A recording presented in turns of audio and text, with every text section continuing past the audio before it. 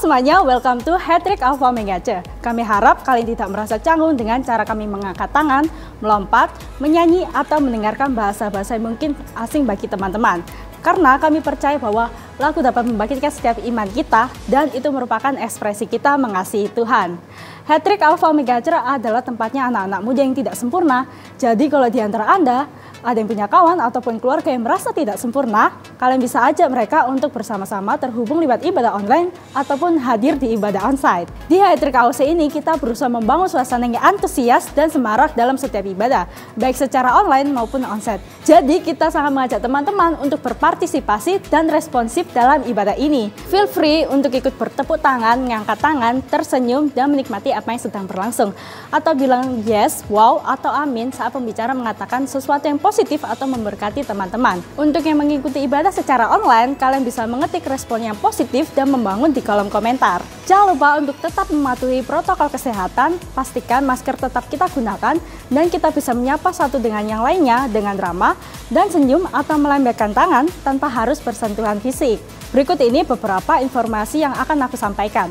Ibadah raya setiap hari Minggu, 2 kali ibadah jam 8 dan jam 10 pagi. Jangan lupa untuk mendaftarkan link yang sudah dibagikan terlebih dahulu. Informasi ibadah bisa dikontak di PKS masing-masing. Ibadah online juga akan tayang dan bisa diakses di setiap minggunya mulai jam 8 pagi. Teens Online Service juga bisa diakses di YouTube Alpha Omega C hari Minggu jam 7 pagi.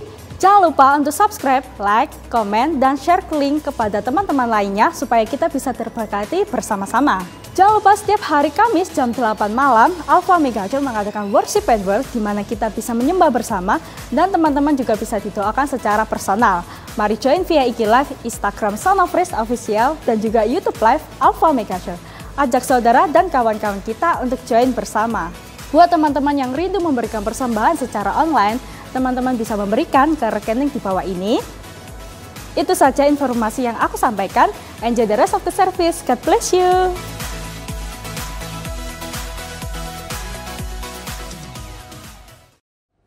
Halo semuanya, aku ucapin welcome di Alpha Omega Church Teens Online Service.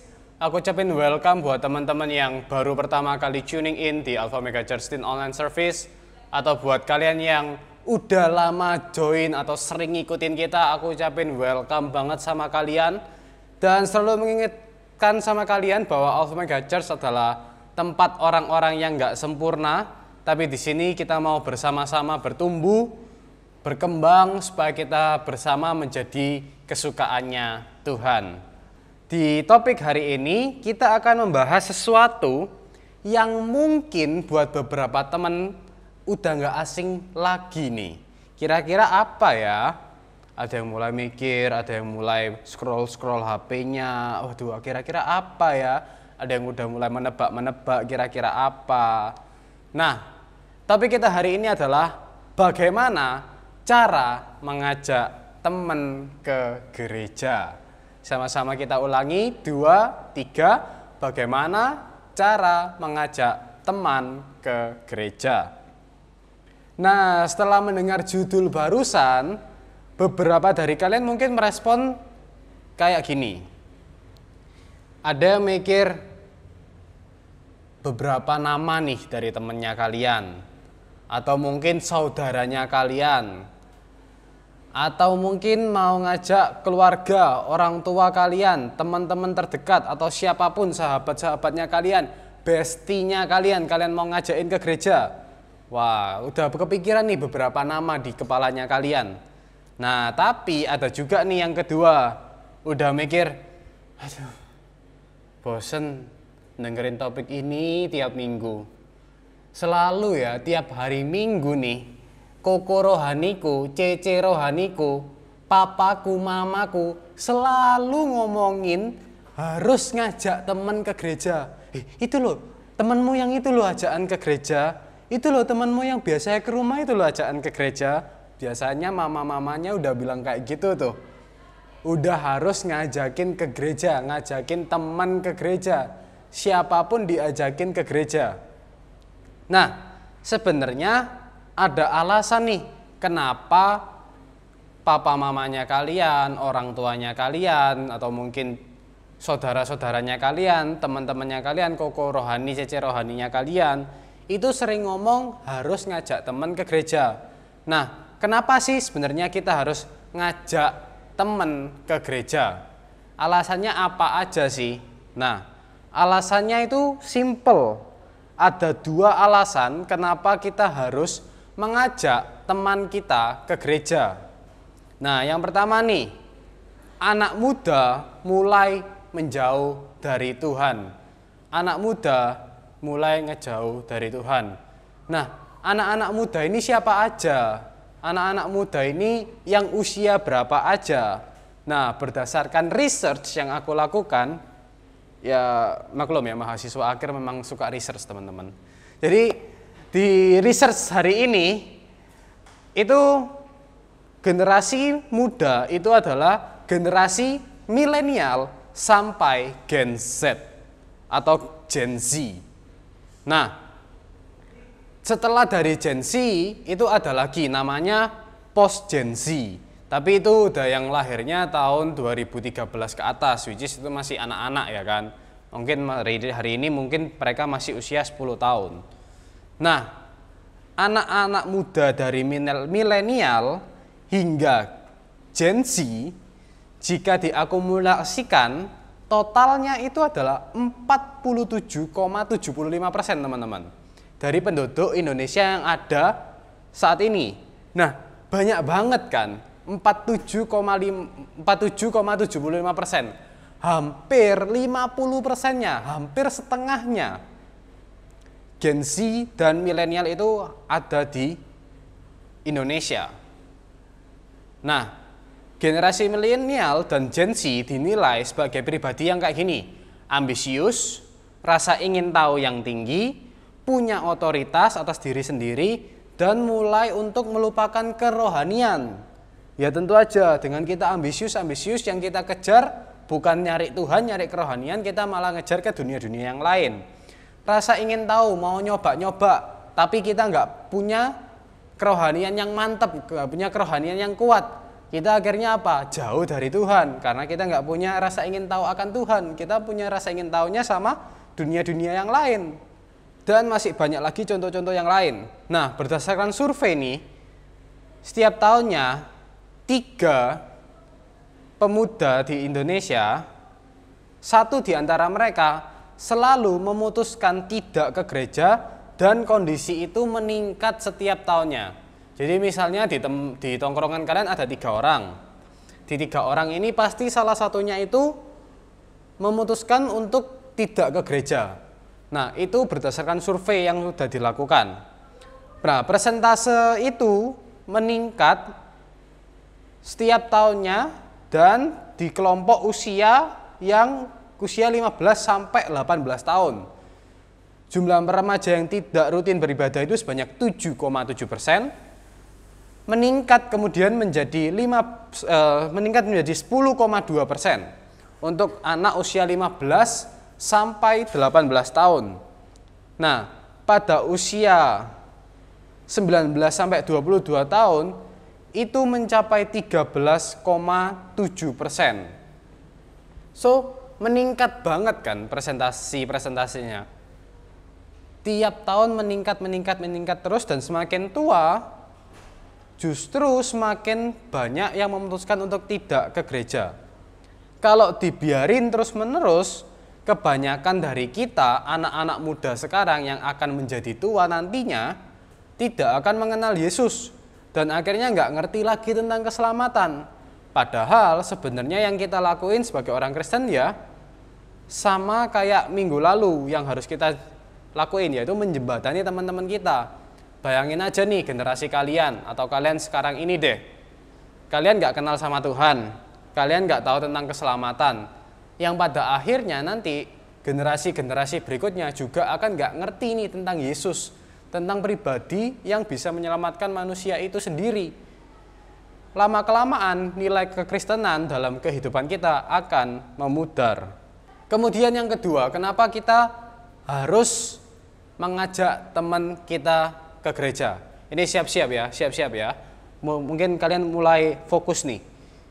Di poin yang kedua, Yesus yang nyuruh. Woi, sama-sama kita katain Yesus yang nyuruh. Kalau Yesus yang nyuruh, ya harus dilakuin. Kenapa ya Yesus nyuruh? Ada buktinya nggak? Oh, simple. Jawabannya ada di Matius 28 ayat 18 sampai 20. Kita baca bareng-bareng ya. 2, 3. Karena itu, pergilah, jadikanlah semua bangsa muridku, dan baptislah mereka dalam nama Bapa dan Anak dan Roh Kudus, dan ajarlah mereka melakukan segala sesuatu yang telah kuperintahkan kepadamu. Dan ketahuilah, aku menyertai kamu senantiasa sampai kepada akhir zaman. Jadi teman-teman, kita itu sudah disuruh sama Tuhan untuk jadikanlah semua bangsa muridku. Mulai dari ngajak teman kita, teman mungkin di kelas, teman mungkin di tongkrongan, teman mungkin kenal dari hobi atau apapun itu, mulai diajak ke gereja. Nah, terus gimana nih cara kita ngajak teman kita ke gereja? Gimana nih caranya? Yang pertama, harus mau repot. Wih, awal-awal poinnya kok udah mengerikan? Wih. Ya iya dong. Kalau di minggu lalu dijelasin alasan kita nggak mau untuk ngajak orang karena kita nggak mau repot. Nah, di minggu ini kita mau bahas, kita mau belajar, kita harus mau repot ngajak orang. Kalau ngajakin temen ya, yang pertama, kita ngorbanin waktu, ngorbanin tenaganya kita. Harus ngajak teman kita ngobrol, ngejemput dia, dan masih banyak hal-hal ribet yang lain yang harus dilakuin waktu kita ngajakin teman-teman kita. Tapi ingat yang tadi Tuhan udah bilang, Tuhan udah nyuruh kita untuk jadiin semua bangsa muridnya Tuhan. Kemudian ada lagi nih ayatnya di Matius 16 ayat 24. Setiap orang yang mau mengikut aku, ia harus menyangkal dirinya dan memikul salibnya dan mengikut aku. Maksudnya menyangkal diri gimana? Bukannya Petrus waktu itu menyangkal ya, tapi itu kan hal yang nggak baik. Nah, maksudnya itu menyangkal sifat manusianya kita nih. Kita yang mungkin punya kedagingan, kita yang punya keinginan A, B, C, D, E, kita harus mau berkorban untuk Yesus sendiri. Kita harus mau fight untuk ngajak teman-teman kita untuk bisa datang ke gereja. Supaya apa? Supaya kita jadi jembatan buat mereka. Dari yang broken jadi kenal Tuhan, dari yang nggak tahu sama Tuhan jadi ngerti tentang Tuhan. Pelan-pelan kita diproses. Nah, kemudian yang kedua, mengajak bukan memaksa, apalagi menghakimi. Nah, sering banget nih ditemui mungkin ya di sekitar kalian. Kalian mungkin pernah diajaki sama orang ke gereja sampai tiap hari diteleponi, ayo besok ke gereja, besok minggu ke gereja. Terus habis itu di spam ya kan, di spam chat, terus dikirimi video-video rohani ya kan. AI biasanya yang sering kayak gitu ya, kirim-kirimin video-video renungan pagi ya gitu ya. Memang hati tenang AI, tapi kita tidak membaca.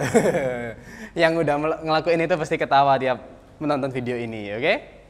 Nah, kita nggak boleh menghakimi, apalagi memaksa kalau ngajak teman-temannya kita. Nah, aku kasih ilustrasi nih. Siapa yang di sini kalau tahu tempat bagus langsung ngasih tahu temennya?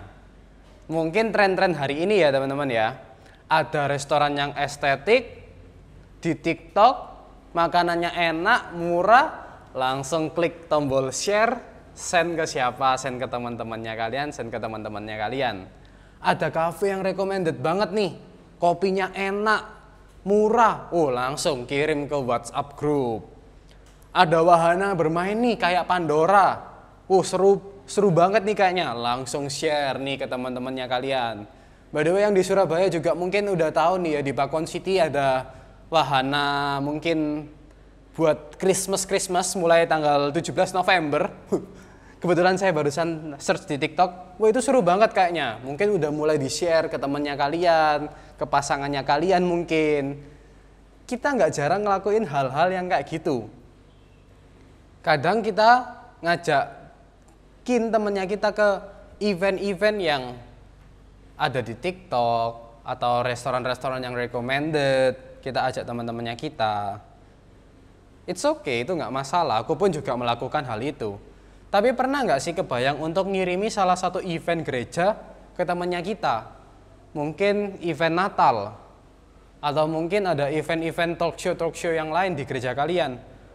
Waktu kita ngajakin temen yang kita ajak itu ngerasa kayak nggak nyaman kalau misalnya kita ngajakin mereka itu secara langsung.